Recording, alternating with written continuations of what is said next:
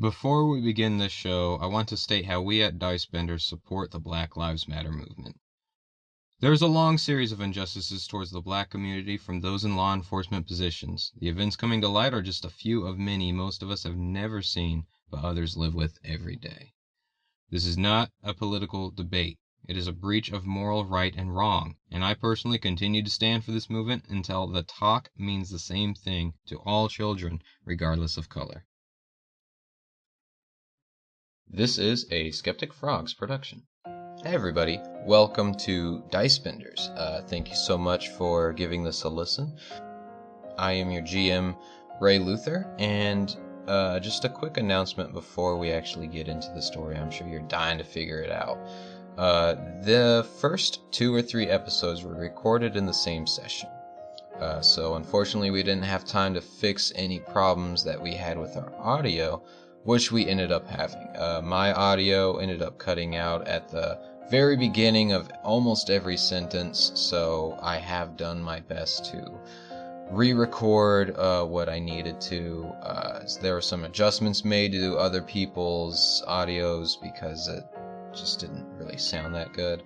These first couple episodes, especially episodes 2 and 3, were fantastic. We definitely enjoyed those. This episode is primarily just meeting your characters and meeting, basically just meeting the general cast. I hope you do give this one a listen.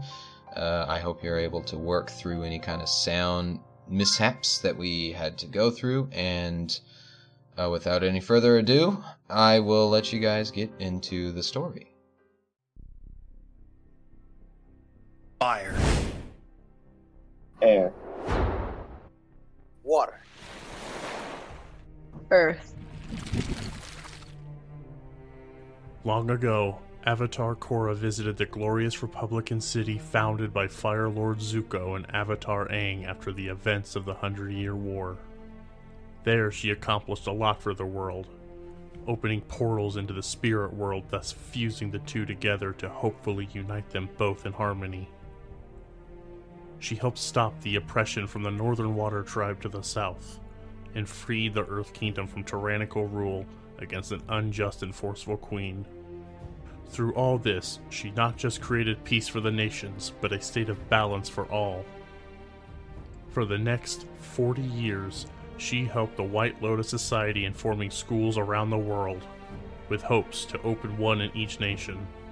These schools acted as not just a place for keeping knowledge, but also as training grounds for new members of the White Lotus to assist the Avatar in being peacekeepers of the world, as well as give the Avatar a safe haven to study and grow.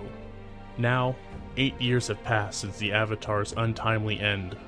Having failed in opening schools in 3 major nations without help from Korra, remaining unaware of what caused her death, and being unsuccessful in stopping the assassination of the Earth King, the White Lotus Society has slowly lost its grip on the world. With fear that the Avatar line may have ended those 8 years ago, and with withering hope for the White Lotus to continue holding peace, the search for the next Avatar hastily begins.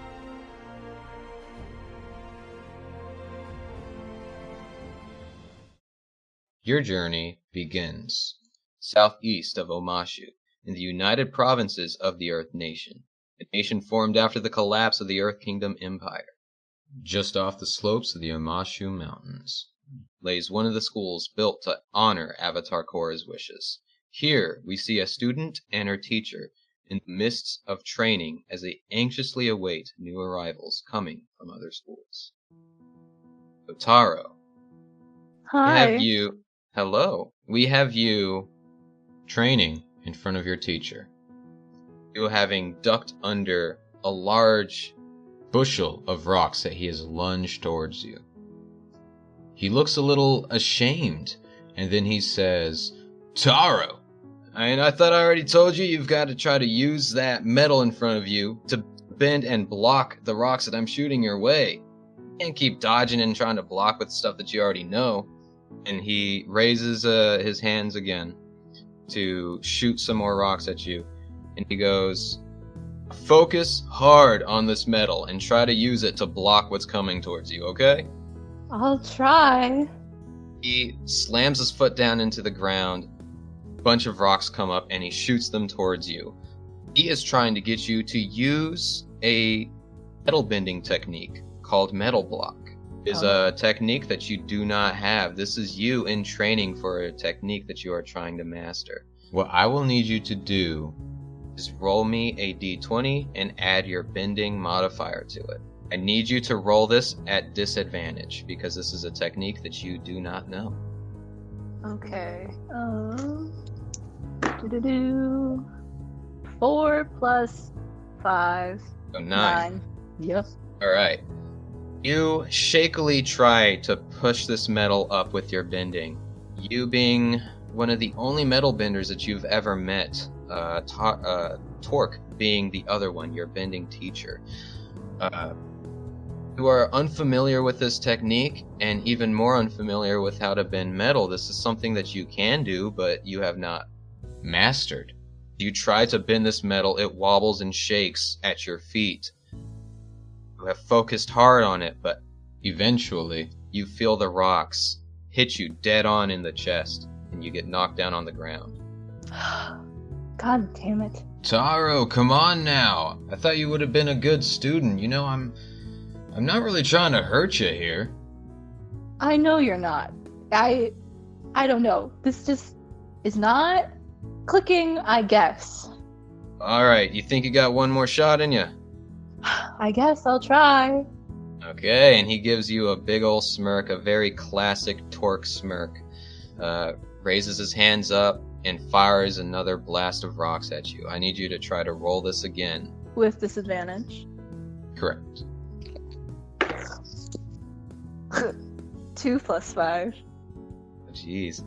So it's pretty much the exact same thing, only seems to be more exhausting. Trying to do techniques that you've yet to master takes a lot out of you, and you're feeling that right now as you get another bludgeoning of rocks as you crumble down to the ground. I'm going to stomp on the ground, frustrated. Orc just sighs. He goes, "Well, at least you tried. I'll give you that. You got it you got the metal to kind of shake a little. I don't know if that was me slamming my foot down or you actually doing something, but It was probably you. probably. And you see this very sly smile on his face. She's gonna roll her eyes. As you guys are talking about this, you see Z running up to him, whispers into his ear, and he nods and smiles, and he looks at you, and he goes, "All right, Taro, it sounds like the newcomers are here. You can either continue to try to train and get your ass beat by some rocks, or you can come with me." The second option sounds pretty good. I'll go with that. He smiles and chuckles a bit and says, "Yeah, I thought you would." But as you guys are talking, you hear this rumbling noise, but it's coming from the air. You look up, and for the first time in your life, you see this giant six-legged bison creature fly down and land almost helicopter-like, which you would not know because this is Avatar and they don't have helicopters yet. Oh, what? But land down in the courtyard that you guys have been training in within the school. Two figures drop down from this enormous beast. One's a very tall woman that you can tell is an airbender because you can see an arrow tattooed onto her forehead. And also a young man standing next to her. Two walk up to Torque, you standing at his side. Woman smiles, Torque smiles, give a small bow with their heads. And Go says, "It's lovely to see you again, Torque, after all these years." "Hey, the pleasure's all mine. As always, Go." Go looks around and says, "You've done well with this school. It seems to be kept up, and surprisingly not as many holes in the walls as I thought there'd be." "Well, Torque doesn't really know what to say to that, so he just kind of responds with that. He looks down and he goes, and who's this young man that you've got with you? Go looks over and says, well, this is my student, Yang. Yang, go ahead and introduce yourself. Yang is definitely shorter than Master Go, and he's skinny. He's about 6 feet tall. He's bald head, and unlike his airbending master or teacher, he has no arrows whatsoever on his body. He looks like he's just lost and confused, but happy to be away from where he was before. He's also not wearing the traditional airbender garments.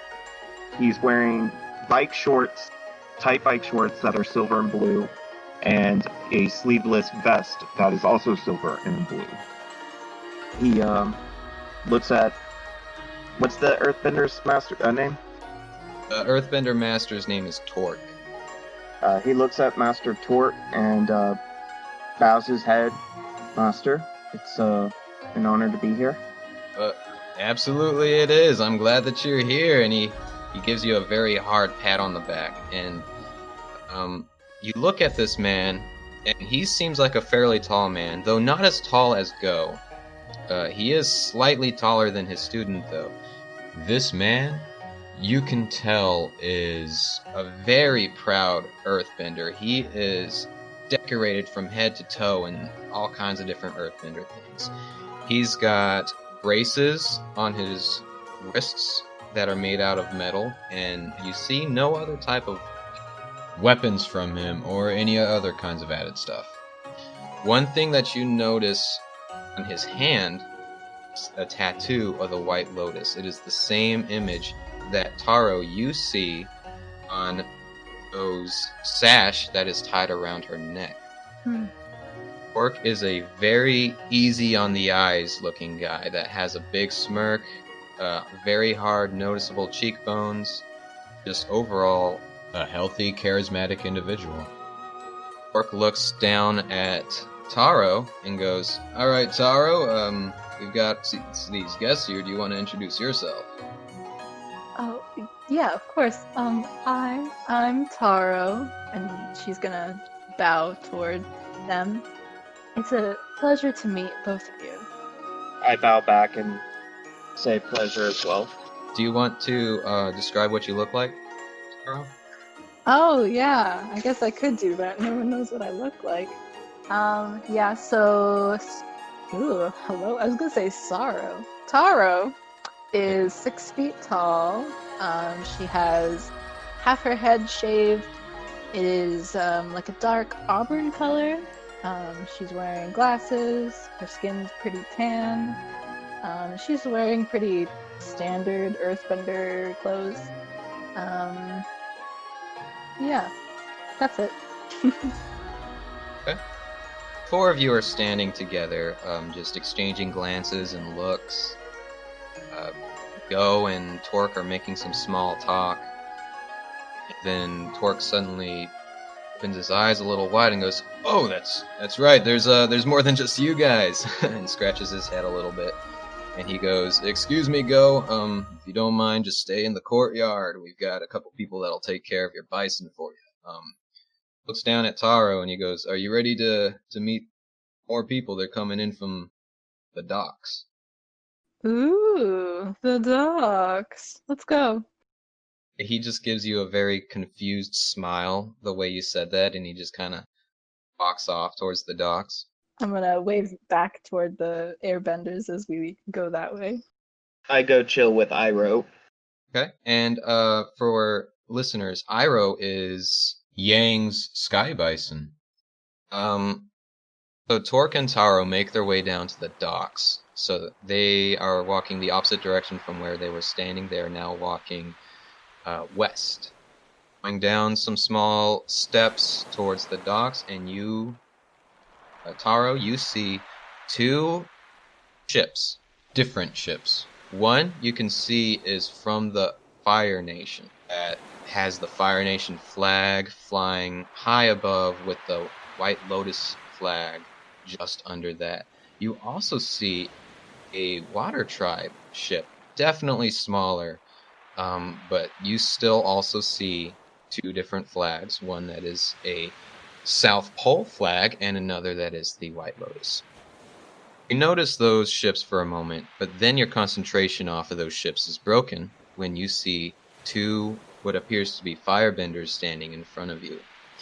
You look over at one and you see is a much older man, definitely the shortest one out of all four of you standing here. Hunched over, white hair. You see he has a White Lotus sash tied around his waistband, and he is decorated in what seems to be some kind of fire sage clothing, stuff that you've only seen in the pictures and stuff, the library of the White Lotus School. One thing that you notice for sure is that he has this very large scar stretching from the top of his hairline down to his jawbone, blinding his eye. Looks like it was a knife cut or some other kind of blade that slashed his face and blinded him in that eye. You see Torque walks up, gives a very Torque-like smile. He goes, "Welcome, Master Shang. It's been a while since I've seen you. What have you been up to?" This man just looks very unentertained by Torque's smile, and he goes, "Well, the last time I was here, inside the United Provinces, I was doing your job, Tomashu." It's a hush between these two teachers, until Torque finally goes, "Well, thanks, I appreciate that." Shang does not respond. Torque goes, "Well, Master Shang, it is a pleasure having you here at the school, and I take it this is the student that you brought over from your school." Shang just nods and looks up at his student. He goes, "You are free to speak." Alright, so I guess I'm just gonna describe how I look first. I'm 6 foot, got a bunch of scars on me, black hair, gray eyes, and 180 pounds of man meat. And I just, I look at the Earth teacher there and back at Shang, and I say to him, "Who's the pretty boy?"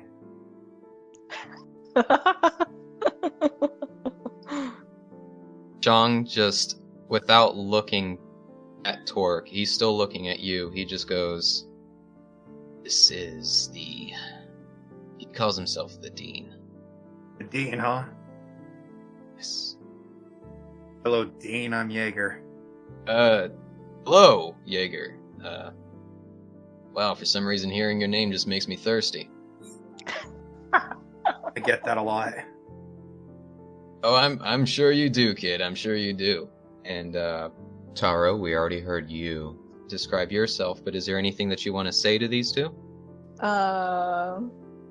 I'm gonna bow and say, "It's an honor to meet both of you." And what's your name? Oh, yeah. Hi, I'm Taro. Like the Taro. root? Hi. Shang just looks at you, Taro, and then looks at Torque and goes, "This is the student that I've been hearing about." Yeah, she's alright. She's okay, I guess. And he gives a smile as he says that. Looks at you. I'm gonna Well. punch him. I Hello? can hear you. I kind of caught that. Yeah, I kind of caught that too. Like, I heard a second of it. You said you were Man. gonna punch him and then like you went out, and I just assumed the worst. I I didn't even hear a said punch. I was gonna punch him in the shoulder and go, "Just okay?" Oh, I thought it would be worse than that. I know. We all thought the same thing. Oh my god. See, when Taro punches Torque, he is completely unfazed by the fist, and he just continues to give you this big smile, and he's like, "Yeah, you still haven't earned all right yet. You're still just okay." Then he finally looks back over at the two, tells Shang and you, Jaeger, to meet him at the courtyard, he has to greet a couple more people. The two of them head off. He walks further down, and he sees, and Taro, you see, as you guys walk up to the Water Tribe ship, you still see two sets of people. You see a young man and a woman, and then you see two men, one young man and one older. They seem to be acting separately of each other, so you can easily deduce that, as you've seen already with two other sets of people, these are two sets of students and teachers. One set comes down, they greet each other. You kind of seem unimpressed with either of these two. It went by unusually quick, where Taro kind of just, where Torque just kind of told them to meet him at the courtyard. Then another set comes off, the woman and the young man. They walk up, and Vanna and Torque exchange glances and then exchange hugs. And Torque goes, "Vanna, it has been far too long. Is it true what I heard, that you stepped down from being the dean of the school down south?" She goes, "Yeah, well, yeah, it is. I just thought it was better for me to start teaching again. I kind of miss the training of students and such and such." He goes, "Oh, well, you could have always stayed the dean and taught some kids too. I did the same thing with this one." He kind of just gestures to you, Taro. I'm gonna finger guns. She goes, "Well, we're not all Torque. He just smiles at that and says, that's very true. Taro, as those two are talking, you get a good look at this woman, who he said the name, Vanna. You see this pretty average height woman with long Water Tribe robes. She has long brown hair, beautiful brown eyes, but her hair is held back by what looks like the White Lotus sash. This seems to be a common thing with all of the teachers that you've been seeing come in, and something that you've noticed in the school that you've been at for a few years, that the teachers and members of the White Lotus all have White Lotus sashes. It seems that she wears hers to hold up her hair. As they exchange pleasantries, Torque finally goes, "And this is the student that you decided to take in, huh?" And she goes, yeah. And she just looks over at you, Kevin, and says, "Go ahead and introduce yourself. This is the dean of the school. His name is Torque, and we will meet this lovely lady shortly, I guess." Hi, my name is Kevin. Kevin is 6 foot tall, slight build, 180 pounds, brown skin, blue eyes, jet black short hair. And because he was so used to being a southern tribe, normally he'd have his fur, but he removed those furs at the moment we got closer to the school. So he just wearing like a kind of looked like Sokka without his full fur coat and fur pants and thing like that. Okay. So you introduce yourself, right? Yeah, my name is Kevin. I introduced myself to the dean. It's a pleasure to meet you, Dean Torque. Oh, it's a pleasure to meet you, student Kevin. And he just gives you a very sly smile. He goes, This is student Taro," and he just looks over at you, Taro, and just kind of assumes that you'll introduce yourself a bit to him, which you do. You two exchange greetings. Everybody makes their way up to the courtyard, the place that you were training at the beginning of this session.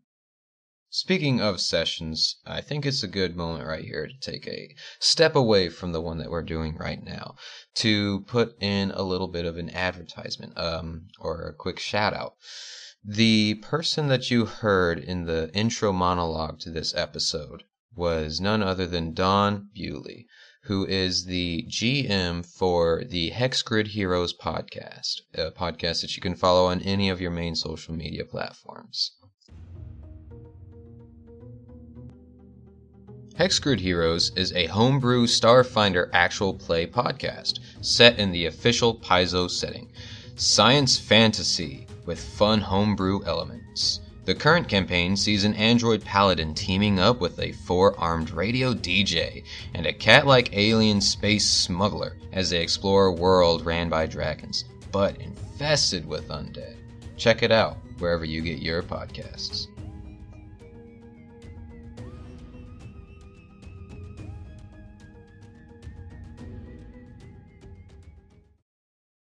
Eventually, you guys also make your way up there. Taro, you see within this courtyard, and let's describe the school, actually, before we get any further so that everyone can have a mental picture. The United Province's White Lotus School is basically one giant square, where the building itself just seems like a big square wall. It is in fact buildings. It has a building. It has rooms inside, doors, and the like. On the western side of the building extends out into the waters so that there is a dock that is still protected by the school walls. The center of the school is this giant open courtyard. This is where a lot of the main training for bending happens, which is something that Aang, you saw with Taro and Torque as you were flying in. You see on the walls there is a blend of the United Province's symbol, which is basically the Earth Kingdom symbol, but the colors have been reversed. Where the green is gold in the Earth Kingdom, you see it is gold is green. You also see decorated White Lotus petals strewn across the walls as well. You see windows that are within the courtyard, so people are looking out and seeing this. You're able to kind of peek inside each one of these rooms. Some rooms along these large walls seem to be classrooms. Some seem to be just regular living rooms. You see, as you guys were coming up, this building is 2 stories tall. So there was an opening for you guys to come in from, those that came in from the docks. There's a divide on the first floor, so that you kind of have an arc between the first and the second floor as you were walking in. I'm trying to think if there's anything else you guys would need at the moment. Did that give a pretty good, clear view of what this place looks like? I think so, yeah. Okay. Everybody makes their way up. Taro, you see that all the students are in a line. Not just the people that you have met, also a couple other students that are from your school already. So a grand total of 8 once you include yourself, and you stand the side of Kevin. Look ahead of you guys, and about 15 feet away, you see all of the teachers are standing there. You also see Z, which to describe Z, she is a woman that's fairly young. She's older than you guys, but not as old as everybody else that you see standing in front of you. She is wearing a mix of Water Tribe clothing and Earth Nation clothing. She also has black hair, cut short, and golden eyes. She has a White Lotus sash, but she has that tied around her thigh. And she is standing next to Torque. She seems to be, for the other 3, for Kevin, Jaeger, and Yang, she kind of seems to be secretary of sorts. She seems to have everything that Torque needs. She's holding all this stuff. And she seems to be the one that is running around and giving Torque information, receiving information from him, doing all the sorts of stuff that you would see a secretary do.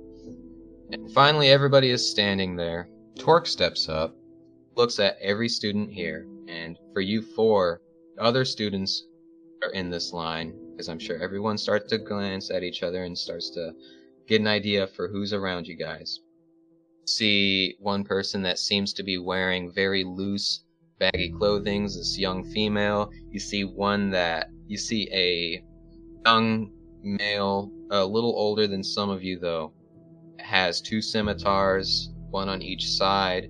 you see one that seems to be... And you know this, being an airbender, you just get this air about this woman that she is an airbender. There's something that's very familiar, very similar between the two of you. One, she is wearing what seems to be just straight up Earth Nation clothing. Two, she also doesn't have arrows. She does have a head of hair, but she doesn't have arrows. And you see this fourth person, which Kevin, this is someone that you came to this school with. So you already know him. This is a waterbender that was in the same school as you, along with his teacher. This student is someone that you've never actually spoken to or anything like that. You don't know much about this man at all. You have heard through the grapevine what his name is. Beyond that, you really haven't heard anything else. That's who is standing all there. Torque steps up, looks at each one of you, and finally goes, "So we're clear, I'm not really one for speeches." He says that. Jaeger, you look over at Shang, and you see Shang just rolls his eyes. He clearly doesn't like this man. Torque continues and goes, "So, I'll just keep this short. Hello, each of you, and welcome to United Province's White Lotus School. I am Torque, and I am the Dean. First off, I want to congratulate all of you on a job well done by finding your ways here this day. Teachers have spent enough time with you," and he kind of gestures over to the teachers as he says this, "to where they have decided your skills and knowledge are ready to take on the world outside these walls." He says that, I see Z picks up something off of the ground. It seems to be a stack of what looks like it looks like cloth. And she is over to you, Taro, and hands you one, heads over to the next person in line, so on and so forth, as Torque is talking. Torque continues and says, "Through your work, we've all decided to allow each of you graduation into official members of this order. Keep in mind, this doesn't mean that you've mastered your styles, but showing enough progress in taking the next step. So here, your honorary White Lotus sashes. Each one of you, down with your hands, and you open it up, and you, sure enough, see this navy blue sash, a beautiful color blue, and a white lotus symbol and other decorations and patterns strewn across, centered and signified, showing that you guys will be White Lotus members. You four individually see the other four members standing next to you guys have all put their sashes on. You see the airbender puts it around her forehead. You see the one in the loose clothes puts the sash around her shoulder. The one with the swords ties it around his waist. Something that you know very well, Jaeger. That's something that Shang does. And the waterbender hangs it on his belt. Now, since we have our orders here, Yang, you have this White Lotus sash, holding it in front of you. This is not the first time you've held one of these sashes, because Go has let you hold hers before. This is now your own. You get to put this on. You get to wear it however you wish. So, how would you choose to wear the sash? I go to put it on my head, and then I stop, and instead tie it around my neck. Same way Go has hers. Yes. Okay. Kevin, you have your sash opened up. This is also not the first time you've held one. Anna has let you hold her sash before, but you just get this rush of energy, and you feel, this is it. This is the moment that I get to join the order. This is something that I've been training years for. Years that each one of you have spent. Some have spent 2, some have spent 3. You're looking at the sash, excited, because now this means that you are taking the next step to what your goal is. Kevin, where would you like to put your sash? I'm going to be wearing it on my right arm, like right near the shoulder area. Okay. You go and tie that on. Jaeger, you are looking at your sash. This is a symbol that you have seen many times in the last few years of your life. Something that you never thought be in your hands today in a life that you never thought that you would have, where would you like to wear your sash? So I look at it and I look over at Shang, then back down at the sash, and I'm thinking I'm gonna put it on my left hand. Like tie it up from the left hand to like the forearm. Okay, so you're not covering your hand, you're just putting it over your forearm. It's not going over the brand, it's on the opposite side. If that's what you mean. Right. That said, any of you that would be watching where everyone's putting these sashes on, go ahead and roll me a perception check. Except for you, Jaeger, because you're putting the sash on. So the other three, if you are paying attention to how other people are putting their sashes on, roll me a perception. 12. 12? Okay. I got 13. 13? Okay. I take it it's just the two of you that are rolling? Yang got 9. Okay. And I was muted. Sorry. Yang got 9. It's okay. Yang wouldn't notice this. The other two would. Kevin and Taro, as he's wrapping this around his part of the body, you guys look at his hand. You see what looks like a branding that has been burned into the top of his hand. Taro, you kind of know this type of thing because Torque has the White Lotus symbol tattooed on his hand. He doesn't have a sash, he has the tattoo. But you know, both of you know, this is not a tattoo. And Taro, roll me history. History? Oh boy. Whoa. Ooh, 19 plus 2. 21. Taro, although you are from the Earth Kingdom, and this is the United Provinces, this is southwest of what used to be the Earth Kingdom in the time of Aang, for those that are listening and are curious. Even you know this symbol, with your extensive history and your backstory and such.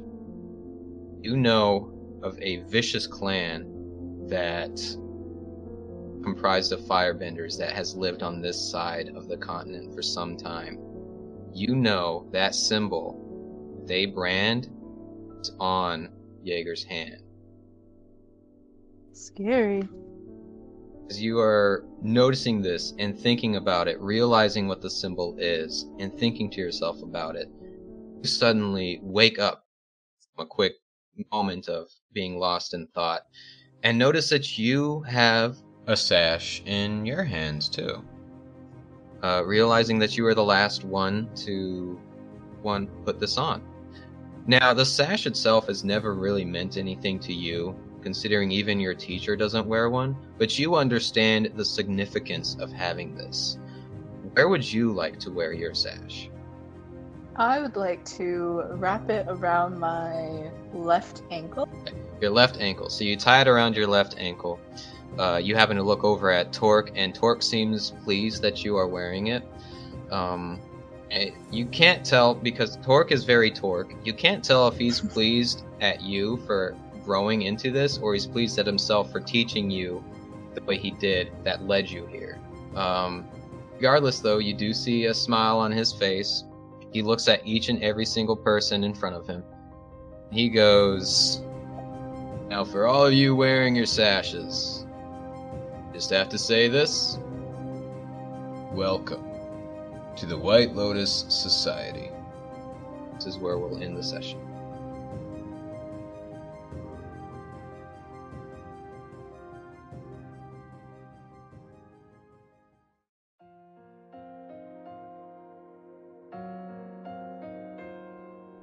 Thank you so much for listening to Book 1, Search, Episode 1, Welcome to the White Lotus Society.